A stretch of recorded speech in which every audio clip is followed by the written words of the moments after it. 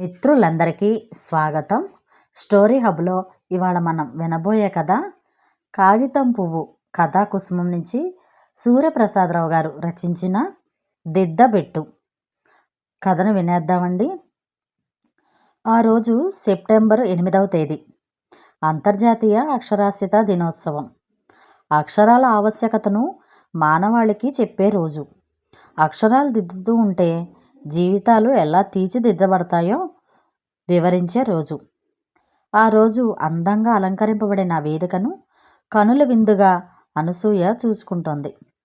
500 జనాభాను మించని ఆ మారుమూల పల్లె ముంగిట్లో నిర్వహించబడుతున్న ఆ సభలో ఆసీనులైన జిల్లా యంత్రాంగాన్నంతా ఆనందంగా చూస్తోంది. సంపూర్ణ అక్షరాస్యత సాధించిన తృప్తి ఆమె కనులలో కనిపిస్తోంది. స్టేజీ మీద అధ్యక్షత వహించిన రామనాథం మాస్టారి ఉపన్యాసం పలుదిక్కులను పలకరించి వస్తోంది. హై స్కూల్ హెడ్ మాస్టర్గా రిటైర్ అయిన మాస్టారు ప్రారంభించిన అక్షరధామం స్వచ్ఛంద సంస్థ వెలిగించిన అక్షరజ్యోతిని ఆమె అందుకొని ఆ గ్రామంలో అక్షరాస్యత యజ్ఞం ప్రారంభించిన ఫలితమే ఈ సభ. అక్షరాన్ని మించిన ఐశ్వర్యం లేదు, నిరక్షరాస్యతను మించిన పేదరికం ఉండదు. అక్షరం సంస్కారాన్ని నేర్పుతుంది. అక్షరం సరైన జీవన విధానానికి దారి చూపుతుంది. అందరినీ అక్షరాల గవాక్షాల వీక్షింప చేయాలని తపన పడే ఉత్సవం. అక్షర రమ్యతను ఆవిష్కరించే అక్షరార్చకుల ఆనందోత్సవం. అక్షర దీక్షకులకు అంకురార్పణ చేసే ఆ రోజు రామనాథం మాస్టారి ఆ మాటలు వినే అనసూయ కర్తవ్యం నిర్ణయించుకుంది. ఈ ఊరి నిరక్షరాస్యులందరినీ అక్షరాస్యులుగా చేసి సంపూర్ణ అక్షరాస్యత సాధిస్తాను మాస్టారు. మీ వద్ద నేర్చుకున్న విద్యకు సార్థకత కలిగిస్తాను. ఈ గ్రామస్తులకు అక్షరదానం చేస్తాను. గ్రామాన్ని అక్షరధామం చేస్తాను నిశ్చయంగా అంది. అమ్మ, కరెంటు లేని చోట కాలినడకం తప్పితే వెళ్ళలేని చోట, మూర్ఖత్వం తప్పితే ఆలోచనలు లేని చోట, నాగరికం తెలియని చోట ఎలా సాధిస్తావమ్మా? రామనాథం మాస్టారు ప్రశ్నించారు. మీరు చేయడం లేదా మాస్టారు? రిటైర్ అయిన తర్వాత ఇక్కడే నివాసం ఉండి ఎంతమందికి ఫలాపేక్ష లేకుండా విద్యాదానం చేయడం లేదు? ఎంతమందికి విజ్ఞానం పంచడం లేదు? కరెంటు లేని చోట టీవీల కాలుష్యం ఉండదు. వారి అమాయకత్వాన్ని ఆలంబన చేసుకొని నాగరికం తెలియజేస్తాను. సరి అయిన జీవన విధానం నేర్పుతాను. ఆ గ్రామాన్ని సంపూర్ణ అక్షరాస్యతా ధామంగా చేసి మీకు గురుదక్షిణగా సమర్పించుకుంటాను. నమస్కరించి వీడ్కోలు తీసుకుంది. మరుసటి రోజే ఆ గ్రామానికి కాపురం మార్చింది. భర్త మరో పల్లెకు టీచర్గా ప్రయాణమైన వెంటనే చంకలో చంటి పిల్లవాడితో వీధి వీధి తిరిగింది. వయోజనుల వివరాలు సేకరించింది. రాత్రి పాఠశాలకు రమ్మని ఆహ్వానించింది. సాయంత్రం 6 గంటలవుతోంది. ఎత్తుబల్ల మీద అమర్చిన బ్లాక్ బోర్డు, చాక్పీసులు, డస్టర్, రామనాథం మాస్టారు ఇచ్చిన పలకలు, బలపాలు సిద్ధం చేసుకుంది. ఈడేనా రాత్రి బడి చెప్పేది? అక్షరాభ్యాసం కోసం వచ్చిన వయోజనులను చూసి అనసూయ తెల్లబోయింది. చెట్టంత మగవారు, తల మీద పాగాలు, నోట్లో చుట్టలు, చేతుల్లో బాణాకర్రలు, మట్టి కంపు కొడుతున్న మురికి బట్టలు. ఏందమ్మో, రాత్రి బడి చెబుతానని రమ్మంటివి గందా, ఈడేనా చెప్పేది? రండి రండి, అలా చాపల మీద కూర్చోండి, ఆమె ఆహ్వానించింది. 15 మంది మగవాళ్ళు, బుర్రమీసాలు వాళ్ళు, గరుకు చెంపల వాళ్ళు, పెరిగిన గడ్డం వాళ్ళు, చెవుల పోగుల వాళ్ళు, చేతులున్న బనీన్లు వాళ్ళు చాపల మీద కూర్చున్నారు. కొందరు కిర్రు చెప్పులతో కూర్చున్నారు, కొందరు మట్టికాళ్లతో కూర్చున్నారు. అనసూయ అంచనా తారుమారైంది. ఆడవాళ్లే వస్తారు, మగవాళ్ళు రారనుకుంది. ఏందమ్మో అలా సూత్తు నిలబడతావే, చెప్పేదేమైనా ఉందా లేదా? ఓ తలపాగా మాటలతో ఆమె ఈ లోకంలోకి వచ్చింది. మీకందరికీ చదువు చెబుదామనే పిలిచాను. అక్షరాలు నేర్చుకుందామని రమ్మన్నాను. అందుకని అన్నలారా, చదువు కావాలంటే ముందు అక్షరాలు నేర్చుకోవాలి. అన్నలారా అంటావేంటి?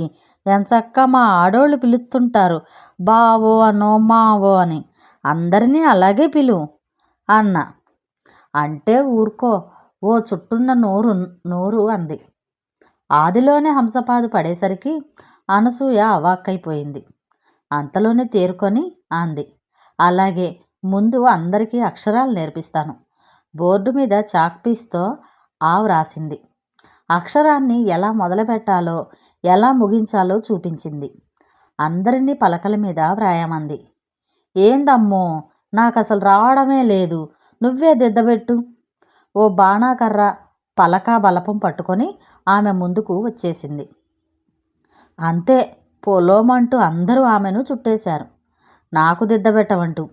అంతమంది ఆజానుబాహులు చుట్టుముట్టేసరికి ఆమె బెంబేలెత్తిపోయింది. అందులోనూ చుట్టకంపు, చెమట కంపు, తలపాగాల కంపు, మట్టి కంపు, ఇన్ని కంపులు కలిసి ఆమెకు కడుపులో దేవినట్లయింది. ఈ హఠాత్ పరిణామానికి అందరూ నిశ్చేష్టులయ్యారు. క్రిందపడిన ఆమెను ఏం చేయాలో తెలియని అయోమయంలో అందరూ అలా వంగి చూస్తూ ఉంటే, ఏమైంది అనసూయ, ఏమైంది? అనసూయ భర్త రాకతో అందరూ తప్పుకొని దారిచ్చారు. నేలపై సొమ్మసిలిన భార్యను గబగబా ఒళ్ళోకి తీసుకున్నాడు. ఎవరైనా కొంచెం మంచినీళ్ళు తెచ్చిపెట్టండి, ఒకరు సాయం చేశారు. చల్లని నీరు ముఖంపై చల్లాడు. పై కండువాతో ముఖం అద్దాడు. నెమ్మదిగా మృదువుగా ఆమెను కదుపుతూ కండువాతో వీస్తూ అతను చేస్తున్న సేవలకు ఆమె తేరుకుంది. అనసూయ, అనసూయ ప్రేమపూర్వకమైన పిలుపుకు కళ్ళు తెరిచింది. పూర్తిగా కళ్ళు తెరిచి చూడగానే ఎదురుగా భర్త కనిపించేసరికి బావురుమంది. ఏమండి?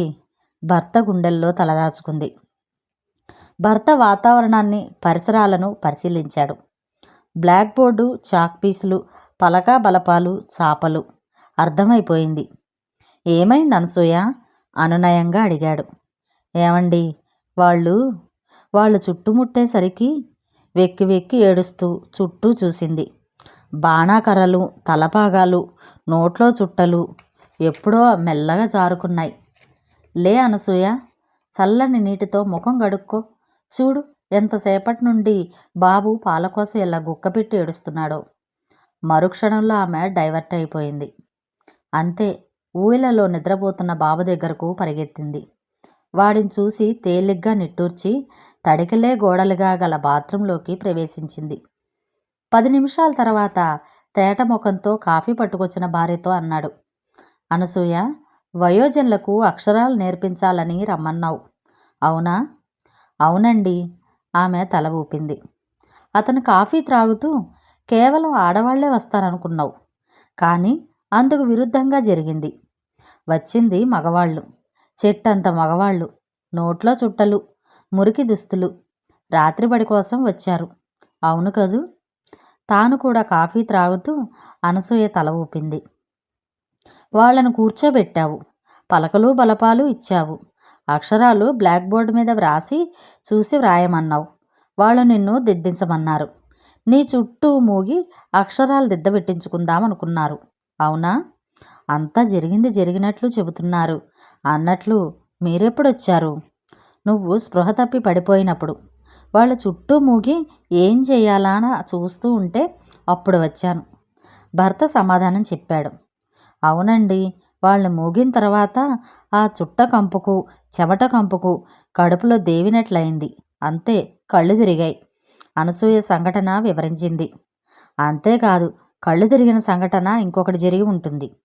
వాళ్ళందరూ తమ చేతులు పుచ్చుకొని అక్షరాలు దిద్దించమని అడిగి ఉంటారు, అవునా కాదా? అవునండి, పరాయి మగవాడి చేయి పుచ్చుకొని ఎలా దిద్దించమంటారండి? ఏం, చేయి పుచ్చుకొని దిద్దిస్తే తప్పేముంది? ఒక సిస్టర్ రోగి చేయి పట్టుకోవడం లేదా? ఒక లేడీ డాక్టర్ మగ పేషెంట్ పల్స్ చూడడం లేదా? అంత మాత్రానికి ఏమైపోతుంది? అది వృత్తి ధర్మం. ఆ ధర్మ నిర్వహణ నిర్వికారమైంది. నీ హృదయం నిర్మలంగా ఉన్నప్పుడు, నీ మనసు అయినప్పుడు వాళ్ళ చేతులు పట్టుకుని దిద్దిస్తే తప్పేముంది? అనునయిస్తున్న విధానానికి భర్తను ఆరాధనగా చూస్తోంది. మాతృదేవోభవ, పితృదేవోభవ, ఆచార్యదేవోభవ. నువ్వు గురువు స్థానంలో ఉన్నావు. నిరక్షరాస్యులైన వారిని చేతులు పుచ్చుకొని నడిపించి అజ్ఞానాంధకారం నుండి విజ్ఞానపు వీధుల్లోకి తీసుకువెళ్లే బాధ్యత నీది. తప్పటడుగులు వేస్తున్న పిల్లవాడిని చేయి పుచ్చుకొని నడిపించి నడక నేర్పమా? ఇది అంతే. చేయి పుచ్చుకొని రాయించేటప్పుడు నువ్వు వాళ్ళ తల్లివిలే. అనసూయ, మనసును మాలిన్యం కానీకు. అప్పుడు పసిపిల్లల వాళ్లే నీ చుట్టూ తిరుగుతూ ఉంటారు. మంత్రముగ్ధలా వింటున్న అనసూయకు ఒక సందేహం వచ్చింది. అన్నలారా అని సంబోధిస్తూ ఉంటే వారికి ఏవగింపులా అనిపించింది. అన్నా అనే పదంలో ఎంత ఆత్మీయత ఉందో. అనసూయ పల్లెల్లో సాధారణంగా ఆడవారు బావ అనో మావ అనో పిలుస్తూ ఉంటారు. అందుకే తమను కూడా అలా పిలవమని అంటారు. అవునండి, వాళ్ళు అలానే పిలవమన్నారు. అన్నా అని పిలవద్దన్నారు. అనసూయ అనకూడదు కానీ ఆడవారికి అభద్రతాభావం ఎక్కువ. చిన్నప్పుడు తండ్రి తరువాత సోదరుడు, పెళ్ళయ్యాక భర్త, ఆ తరువాత కుమారుడు, ఇలా ఒకరి తర్వాత మరొకరు ఆసరా ఇస్తారు. పరాయి మగవానితో పవిత్రమైన అనుబంధం కోసం అన్నా అని పిలవడం ఆనవాయితీ అయిపోయింది. అందులో భాగమే చిన్నతనంలోనే పిల్లల చేత అంకుల్ అనో మావయ్య అనో పిలిపించడం జరుగుతుంది. పెళ్ళయిన తర్వాత ఓ స్త్రీ అన్నయ్య గారు అనే పిలుపుతో బలంగా ఆత్మీయత వ్యక్తపరుస్తుంది. భర్త ఇస్తున్న స్త్రీ మనోవిశ్లేషణ అనసూయ చెవులకు అప్పగించి వింటోంది. నిరక్షరాస్యులకు ఎలా అలవడతాయి? వారి వరుసలు బావ మావ అనే. అందుకనే వాళ్ళు అలా అనడంలో తప్పులేదు. అన్న అనే మాటలోని అమృతతుల్యమైన ఆదరాభిమానాల విలువ వారికి అందేలా చూడు. అప్పుడు వాళ్లే నిన్ను అలా పిలవమంటారు. కృత నిశ్చయంతో అడుగు ముందుకు వేయి. నీ నిర్మలమైన మనస్సాక్షి నీకు శ్రీరామరక్ష. Proceed. I am always behind you. నీకు నీడగా నేనెల్లప్పుడూ ఉంటాను. భర్త ఇచ్చిన ప్రోత్సాహంతో అనసూయకు 1000 ఏనుగుల బలం వచ్చింది. ఆ మరునాడే మరోమారు వయోజనులందరినీ సమీకరించింది. అందరికీ పలకలు బలపాలు ఇచ్చింది. అంతకు ముందు రోజే వర్షం పడటంతో ఈదురుగాలులు వీస్తున్నాయి. చలిగా ఉంది. మొదటి రోజున వచ్చిన 15 మంది ఆ రోజు అక్షరాభ్యాసానికి వచ్చేశారు. అనసూయ ముందుగా అందరి చేత పేర్లు చెప్పించింది. తన పేరు చెప్పింది. తన చదువు గురించి చెప్పింది. చదువు విలువ గురించి, చదివితే కలిగే లాభాల గురించి వివరించింది. వారిలో చదువు పట్ల ఆసక్తి బీజాలు నాటింది. బ్లాక్ బోర్డుపై ఆ అని వ్రాసి అందరికీ ఎలా దిద్దాలో చూపించింది. నాకేటీ తెల్దు, నా చేయి పుచ్చుకు దిద్దితేనే నా రాసుకుంటా. రామయ్య మంకు పట్టు పట్టాడు. నాకు దిద్దబెట్టవు? నాకు మరి నాకో? ఒకరి తర్వాత మరొకరు అందరూ లేవబోయారు. దయచేసి మీరెవరూ లేవకండి, నేనక్కడికి వస్తాను. అందరికీ అక్షరాలు దిద్దబెడతా. మీరు మీ మీ చోటుల్లోనే కూర్చోండి, నేనే వస్తున్నాను. గాలికి ఎగిరే పైట కొంగును బొడ్డున దోపి రామయ్య వైపు దారితీసింది. అతని ప్రక్కనే మోకాళ్లపై కూర్చొని బండబారిన అతని వ్రేళ్లను తామరతూడుల వంటి తన వ్రేళ్లతో పట్టుకుంది. బలపాన్ని అతని వ్రేళ్ల మధ్య అమర్చి అక్షరం దిద్దబెట్టింది. త్రిమూర్తులను పసిపాపులుగా చేసి లాలించిన అనసూయ ఆమెను ఆవహించింది. అప్పుడు ఆమెకు నడి వయసులో ఉన్న రామయ్య కనిపించలేదు. 5 ఏళ్ల బాలుడు కనిపించాడు. ఆమెకు అతని మట్టికంపు అనిపించలేదు. పొగవాసన రాలేదు. ఒకే దృష్టి. రామయ్య చేత అక్షరాలు దిద్దించాలి. 2-3 సార్లు అక్షరాలు దిద్దించేటప్పటికీ అంత పెద్ద రామయ్యకు అంత చలిలో కూడా అరచేతిలో చెమటలు పోశాయి. స్నానం చేసి పరిశుభ్రంగా తయారైన ఆమె నుండి వస్తున్న సుగంధం అతని దుర్వాసనను పట్టించింది. ఇక నేను దిద్దుకుంటాన్లే. రామయ్య బాగా ఇబ్బంది ఫీల్ అయ్యాడు. ఆ తర్వాత ఓ భద్రయ్య, ఓ చంద్రయ్య, ఓ కామయ్య అక్షరాలు దిద్దించుకున్నారు. క్రమంగా 15 మంది 25 మంది అయ్యారు. 25 మంది 50 మంది అయ్యారు. ఆమె వారికి అక్షరాలు నేర్పింది. పదాలు నేర్పించి, పాటలు కల్పించి లోకజ్ఞానం కలగజేసింది.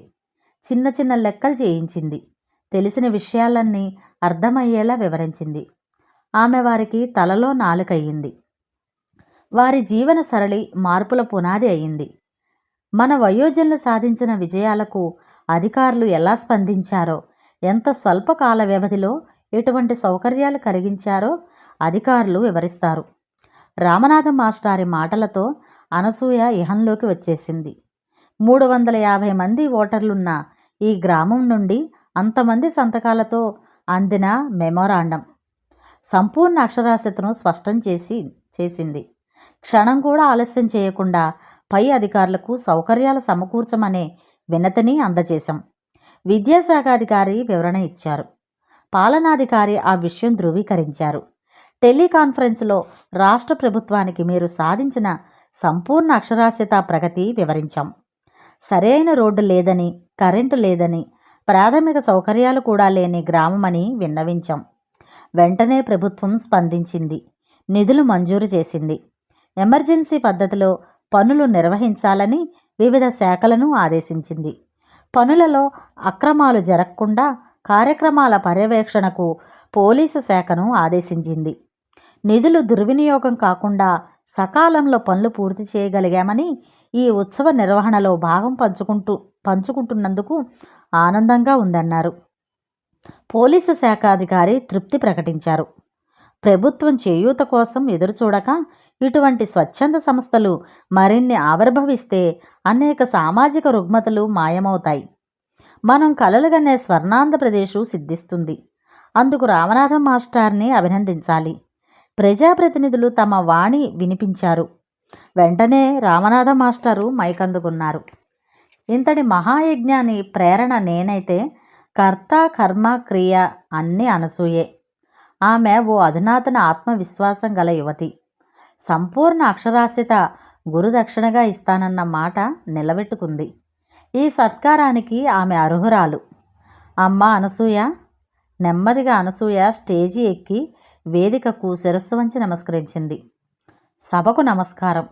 నేను సాధించానని చెప్పుకోవడం కంటే ఈ గ్రామస్తులే సాధించారని చెప్పడం సమంజసంగా ఉంటుంది. అందుకు నలుగురు వయోజకుల్ని వేదికపైకి పిలుస్తాను. రామయ్య గారు, భద్రయ్య గారు, చంద్రయ్య గారు, కామయ్య గారు నలుగురు చెట్టంత మగవాళ్ళు స్టేజీ పైకి వచ్చారు. అమ్మ అనసూయ, మమ్మల్ని గారు అని పిలవకమ్మా. రామయ్య బాబాయ్ అనో, భద్రయ్య చిన్నాన్నో అనో, చంద్రయ్య అన్న అనో, కామయ్య తమ్ముడు అనో పిలిస్తేనే మేం మాట్లాడతామమ్మా. ఆమె ముందు చేతులు జోడించి ఆప్యాయంగా అడుగుతున్న వారిని చూసి కళ్ళు చెమర్చాయి. అలాగే బాబాయ్, అలాగే అన్న, అలాగే తమ్ముడు, అలాగే పిలుస్తానులే ఆప్యాయంగా అంటున్న ఆమె మాటలు విని సభ తన్మయత్వమైంది. కనుల కొలనులో నిలిచిన కన్నీటి బిందువులను మాస్టారు కళ్ళజోడు తీసి తుడుచుకోబోయి ఆగిపోయారు. అవి ఆనంద బాష్పాలు. ఇంతటితో ఈ కథ సమాప్తం. ఈ కథ 2004 జూలై ఆంధ్రభూమి మాసపత్రికలో ప్రచురించబడింది. మిత్రులు, ఒక మంచి మాట విందామా? జ్ఞానం అనేది సంపాదిస్తే వచ్చేది కాదు, మనలో ఉన్న అజ్ఞానాన్ని విడిచిపెడితే వచ్చేది. మరొక మంచి కథలో మళ్ళీ కలుద్దాం. Share, like, subscribe. Thank you for watching.